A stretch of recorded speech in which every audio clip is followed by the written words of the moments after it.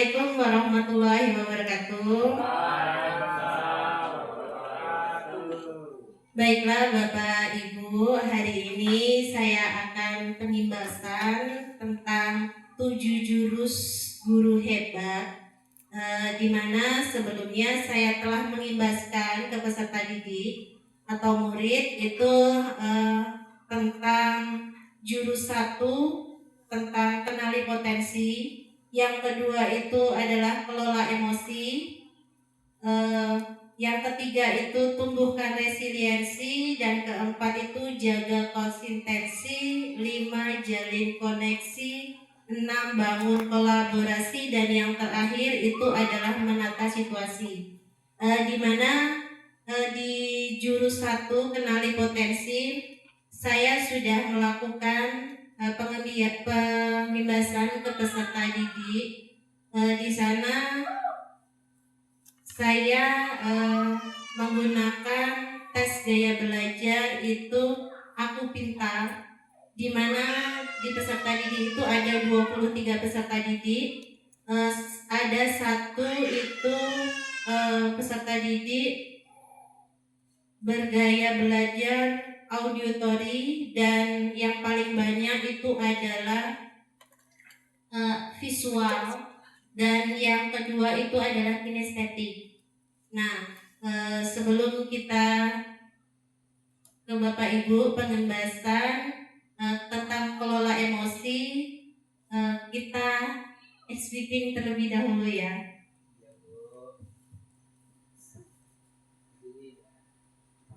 Action.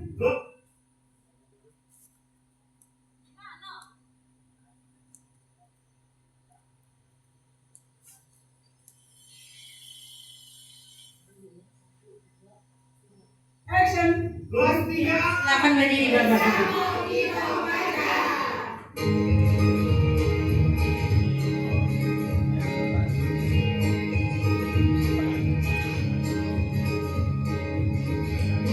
Berdiri dan kuat,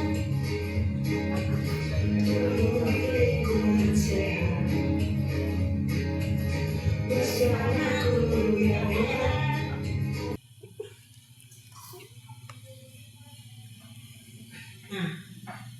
Sebelumnya kemarin saya ikut pelatihan ya Bapak Ibu.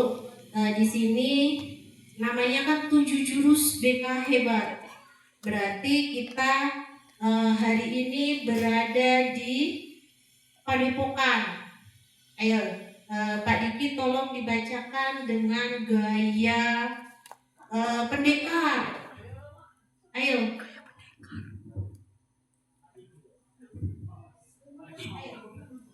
Bacakan dengan gaya pendekar. Ayo Bapak. Selamat datang di Gunung Merapi. Di sini kita akan belajar mengenai jurus kedua, yaitu kelola emosi.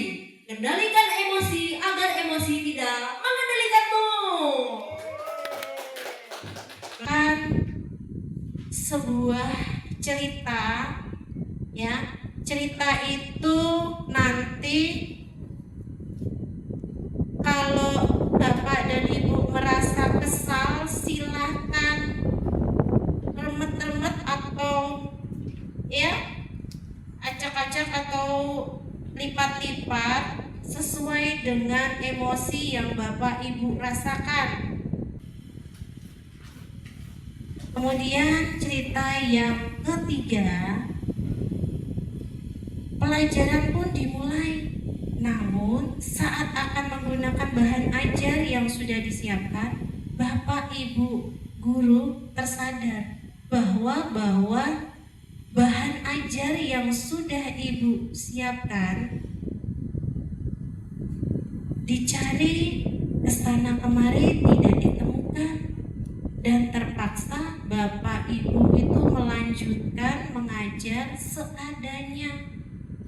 Bayangkan aktivitas mengajar yang seru sekitar buyar ya. Semalam Ibu atau Bapak itu sudah menyiapkan bahan ajar untuk hari ini mengajar. Tiba-tiba tinggal di rumah. Jadi rencana Bapak Ibu hilang seketika. Ya, gimana perasaannya silahkan ekspresikan ke kertas Bapak dan Ibu. Cerita yang keempat ya, di tengah pelajaran saat Bapak dan Ibu mengajar, Andi terlambat, tidak memberikan perhatian. Dia menunduk di bangkunya. Saat didekati ternyata Andi sedang terlelap ketiduran. Gimana perasaannya? Ya, terima kasih atas waktunya diberikan. Jadi kenapa kok kertas saya itu masih utuh? Karena mungkin tuntutan kita untuk pengelolaan emosi ya. Karena kita perlu mengidentifikasi suatu permasalahan itu dari beberapa sudut. Contoh seperti tadi dicontohkan ilustrasi Andi ya, yang tidur pada saat jam pelajaran. Ternyata setelah identifikasi ternyata dia sering bergadang karena nunggu orang tua yang sedang sakit. Karena kita tidak boleh mengejudge siswa itu selalu buruk. Ya. Berikan kesempatan pada dia untuk memberikan pembuktian ya.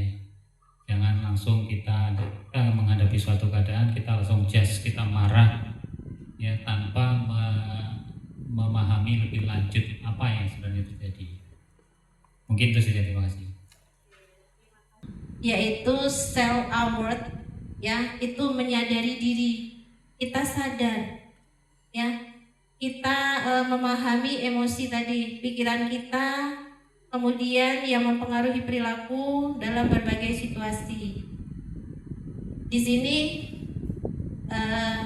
positifnya saya bisa mengenali emosi saya seperti senang, sedih, takut, malu, dan khawatir.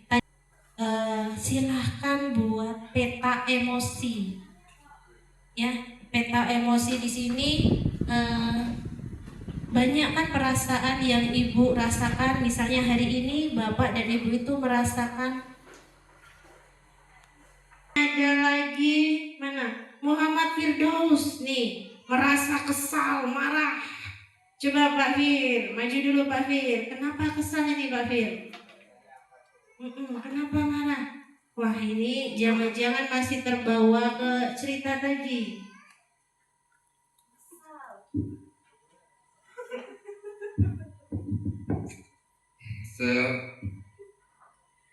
Memilih ekspresi kesal karena memang kondisi sedikit lelah Bu, itu yang mengakibatkan kekesalan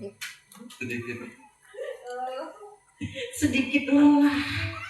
Jadi memilih roda kesal, lelah, letih. Apakah sama murid? Sama murid.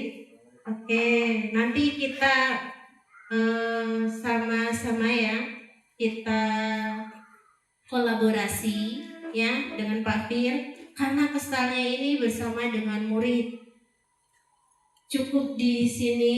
Apabila Bapak dan Ibu ada yang ingin ditanyakan, monggo saya persilahkan.